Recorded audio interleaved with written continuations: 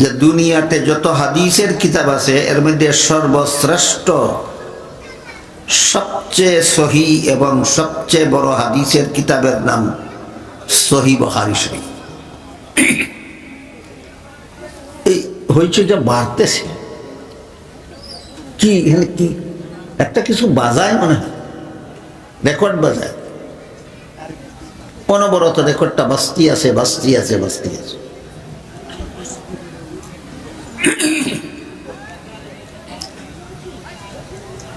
এই যে এই রেকর্ড বাজাচ্ছে, রেকর্ড, এই রেকর্ডটা বন্ধ করে।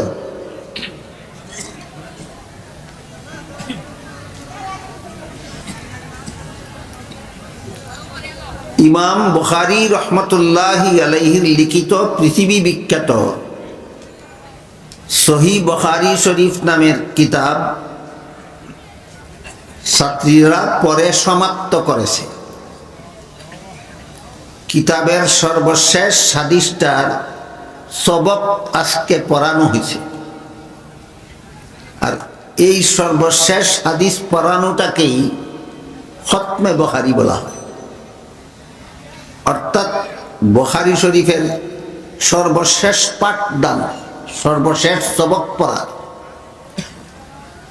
যেহেতু এই সর্বশেষ হাদিসটা পড়ানো আজকে শেষ হয়েছে, আর এই উপলক্ষেই এই মুবারক সমাবেশের আয়োজন হয়েছে, তাই আমার মনে হয় আপনারা যারা আলেম নন, মাদ্রাসার ছাত্র নন, তাদের এই হাদিস সম্পর্কে কিছু কথা জেনে নেওয়া দরকার। মাদ্রাসার ছাত্র ছাত্রীরা হাদিস যে পড়ে, কি পড়ে, কি শিখে, কি বুঝে, কি দিক নির্দেশনা নিয়ে তারা মাদ্রাসা থেকে বের হয়, কর্মজীবনে তারা কি করতে চায়, এই সব ব্যাপারে আশা করি আপনাদের একটু পরিষ্কার ধারণা পাবেন। যারা আলেম নন, মাদ্রাসার ছাত্র নন, তারা যদি শেষ হাদিস সম্পর্কে কিছু কথা মনোযোগে শুনেন। ইমাম বুখারী রহমতুল্লাহি আলাইহি তার সহিহ বুখারী নামক কিতাবের সর্বশেষ হাদিসে একটা কথা দলিল দ্বারা সাব্যস্ত করেছে। কথাটা হলো, হাসরের মাঠে বান্দার আমল ওজন করা হবে। দুনিয়াতে যারা যত কাজ করে, সকল কাজের ভালো কাজ করলেও তার কি পরিমাণ সওয়াব, কি পরিমাণ পুরস্কার পাওয়ার যোগ্য, খারাপ কাজ করলেও এই কাজের কি পরিমাণ গুনাহ, কি পরিমাণ শাস্তি পাওয়ার যোগ্য, তা হাসরের মাঠে ওজনের দ্বারা সাব্যস্ত হবে।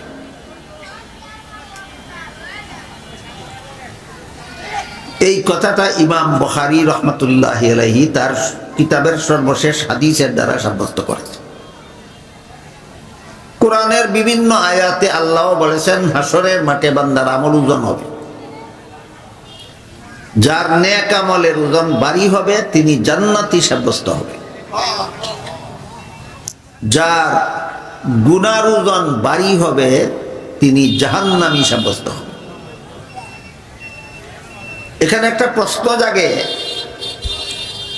কার নেক আমল কি পরিমাণ ওজনদার অথবা কি পরিমাণ হালকা, কার গুনার ওজন কি পরিমাণ ভারী অথবা কি পরিমাণ হালকা, আল্লাহর তো জানাই আছে। আল্লাহর জানা অনুপাতে হাসরের মাঠে ফলাফল দিয়া দিলেই তো পারেন, আবার ওজন করতে যাবেন কেন? বাজারে যদি কোনো মানুষ কোনো জিনিস ওজন করার মতো কোনো জিনিস বিক্রি করতে যায়, তাহলে কাস্টমার ওজন করে নিতে চায়, কারণ তার ওজনটা জানা নাই কি করবে। আপনি 1 পণ ধান বাজারে বিক্রি করতে দিলেন, যে কিনবে যেহেতু আপনি 1 মণ নিলেন না কিছু কম নিলেন জানে না, এই জন্য কাস্টমার ধানটা ওজন করে নিতে চায়। এবং যে নিল সে ওজন করে দেয় যেন তার বেচা কিনার মধ্যে কোনো ঝামেলার সৃষ্টি না। এক কথায় জিনিসের পরিমাণ অস্পষ্ট থাকলে বিভিন্ন রকমের বিভ্রান্তি হতে পারে, এই জন্য ওজন হয়।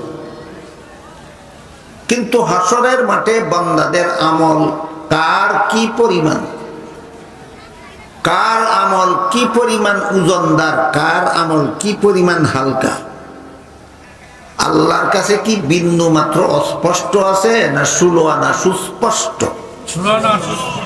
আল্লাহ কেন ওজন করতে যাবেন? আল্লাহ তো জানেনই। কার কি পরিমাণ নেক আমলের ওজন, কার কি পরিমাণ গুনার ওজন আল্লাহ তো জানেন। ওজন করতে যাবেন কেন? এই প্রশ্নের জবাব হলো, হাসরের মাঠে বান্দার নেক আমল, বদ আমল, সওয়াব, গুনাহ আল্লাহ ওজন করবেন নিজে জানার জন্য নয়, আল্লাহ তো জানাইয়াছে, বান্দাকে জানাবার জন্য। যে তোমার চোখে দেখে নাও তুমি কি পরিমাণ ওজনদার নেক আমল করেছ, তুমি বুঝে শুনে আমল নামা সমঝো তুমি কি পরিমাণ গুনাহ, ওজনদার গুনাহ করেছ। জবটা বুঝে থাকলে বলুন তো, হাসরের মাঠে আল্লাহ বান্দার সব গুনাহ ওজন করবেন পরিমাণটা নিজে জানার জন্য না বান্দাকে জানাবার জন্য? বান্দাকে জানাবার। কারণ অনেক বান্দা অনেক সময় অনেক বেশি নেক আমল করে কিন্তু ওজন নাই মোটেও, মানে মানে খেয়ালি পোলাও খায়, অনেক কিছু করে ফেলেছি, কি গোড়ার ডিম করছো বুঝে নাও, এটা বুঝাবার জন্য ওজনটা আল্লাহ করবে। বান্দা অনেক সময় অনেক নেক আমল করে বিন্দু মাত্র ওজন নাই, আর মনে মনে ভাবে অনেক কিছু করে ফেলেছি। তারে যদি আল্লাহ জাহান্নামে দেন, আল্লাহকে সন্দেহ করবে আমারে অবিচার করলো। আল্লাহ ওজন দিয়া দেখাইয়া দিবেন তোমার এই সমস্ত নেক আমলের বিন্দু মাত্র ওজন নাই, তুমি জান্নাতের যোগ্য না। কেন জান্নাতের যোগ্য হলো না এতগুলি নেক আমল করেও?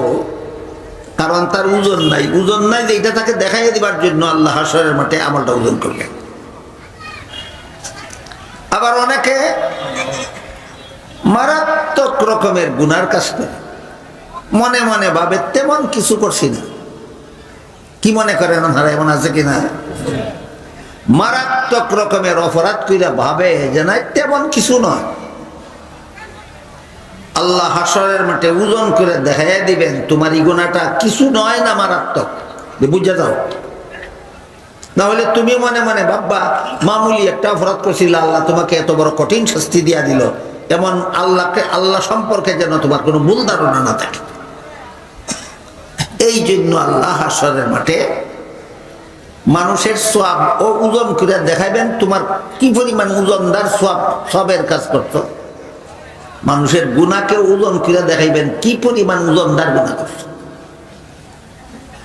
এই প্রসঙ্গে আমরা যারা আলেমনা মাদ্রাসার ছাত্রও না, আমাদের জরুরি ভিত্তিতে কয়েকটা কথা জানা দরকার। তার মধ্যে নাই সে আলাদা বৈশিষ্ট্যটা কি? সেটা হলো আমার জীবনের সকল কাজের হিসাব একদিন আল্লাহর কাছে দিতে হবে। এই অনুভূতি দুনিয়ার আর কোনো শিক্ষার দ্বারা মানুষের অন্তরে জাগ্রত হয় না, একমাত্র মাদ্রাসা শিক্ষার দ্বারা অন্তরে জাগ্রত হয়। আমার জীবনের সকল কাজের হিসাব দিতে হবে একদিন আল্লাহর কাছে। এই কথাটাও এই বুখারীর সহিহ হাদিসের দ্বারা প্রমাণিত। আমার জীবনের সকল কাজ হাসরের মাঠে ওজন হবে। সেদিন দেখা যাবে আমি ওজনদার নেক আমল করেছিলাম না ওজনদার গুনাহ করেছিলাম। ওজনদার নেক আমল করলে আমি জান্নাতি সাব্যস্ত হব, ওজনদার গুনাহ করে থাকলে আমাকে জাহান্নামে যেতে হবে। এই শিক্ষাটাও ইমাম বুখারীর শেষ হাদিসের দ্বারা প্রমাণিত। কাজেই শেষ বিচারের দিন আল্লাহর কাছে আমার সকল কাজের হিসাব দিতে হবে। এই অনুভূতি যার অন্তরে জাগ্রত হয় না, সে যত বড় শিক্ষিত হবে তত বড় দুর্নীতিবাজ হতে বাধ্য। আর শেষ বিচারের দিন আল্লাহর কাছে কি জবাব দিব, এই ভয় মানুষের অন্তরে জাগে একমাত্র কোরআন হাদিসের শিক্ষার দ্বারা। এই কথাটা কি বুঝতে কঠিন হয়? এই জন্য আমি বলে থাকি শেষ বিচারের দিন আল্লাহর কাছে কি জবাব দিব, এই ভয় যাদের অন্তরে নাই, এরা যত বড় শিক্ষিত হয় তত বড় দুর্নীতিবাজ হতে বাধ্য। কারণ ওদের শিক্ষার মধ্যে এই মূল জিনিস নাই, এটা আছে একমাত্র মাদ্রাসা শিক্ষায়। একটা উদাহরণ দিয়ে শেষ করি। আমাদের বাংলাদেশে দীর্ঘদিন যাবত পালাক্রমে দুইটা দল এগোদিক যায়, তৃতীয় কোন দল দুই দলের কোন এক দলের লেজে না দুইটা গদির দ্বারে কাছেও যেতে পারে না। আপনারা কি জানেন? পালাক্রমে ডাইরেক্ট গদিতে যায় দুই দল, অন্য দল যদি গদির ধারে কাছেও যেতে হয় তাহলে দুই দলের কোন একটা দলের লেজে ধরতে হয়। তাহলে স্বয়ং সম্পূর্ণভাবে গদিতে যায় দুই দল। এই দল গদিতে গিয়ে বলে ওই দলে দেশটা লুটটা খাইছিল, আর সেই দল গদিতে গিয়ে বলে এই দলে দেশটা লুটটা খাইছিল। বুঝে থাকলে বলেন তো, উভয় দলে সত্য বলে থাকলে ঘটনাটা কি হয়েছিল? এটা কি শুনেছেন? এই শয়তান একটা গাড়ো তো হয়েছে এই মাহফিলটা নষ্ট করে দিবার লাগি।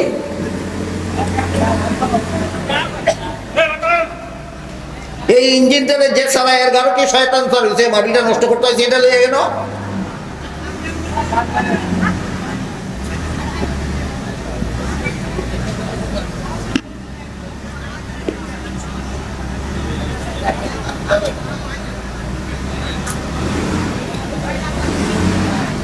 এই সমস্ত আবর্জনা যদি কনফার্ম করতে না পারেন, এখানে আপনারা মাহফিল করার জন্য বলছে কে?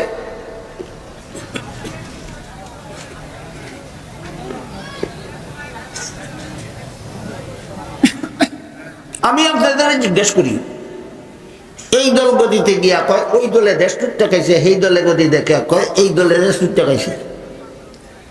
দুনো দলে যদি সত্য কয়ে থাকে তাহলে আসলে কি হয়েছে? কেন এই দুই দলে কি কোনো শিক্ষিত লোক নাই? শিক্ষিতরা গদিক গেলে দেশ লুটটা খায় কেন? যে শিক্ষায় শিক্ষিত, এই শিক্ষার দ্বারা আল্লাহর কাছে কি জবাব দিব এই ভয় জাগ্রত হয় না। আর এটাই হলো মাদ্রাসা শিক্ষার বৈশিষ্ট্য। একমাত্র মাদ্রাসা শিক্ষার দ্বারা মানুষের অন্তরে এই ভয় জাগ্রত হয়, আমি দুর্নীতি করলে, আমি জালিয়াতি করলে, আমি অপকর্ম করলে শেষ বিচারের দিন আল্লাহর কাছে কি জবাব দিব। এই জন্য দুর্নীতি মুক্ত সমাজ গড়ার একমাত্র ইসলামী শিক্ষা ছাড়া দুর্নীতি মুক্ত সমাজ গড়ার আর কোন শিক্ষা দুনিয়াতে নাই। আল্লাহ আপনাদের আমাদের সবাইকে অনুধাবন করার তৌফিক দান করুন, আমিন। সুবহান রাব্বিকা রাব্বিল ইজ্জাতি আম্মা ইয়াসিফুন ওয়া সালামুন আলাল মুরসালিন ওয়াল হামদুলিল্লাহি রাব্বিল আলামিন।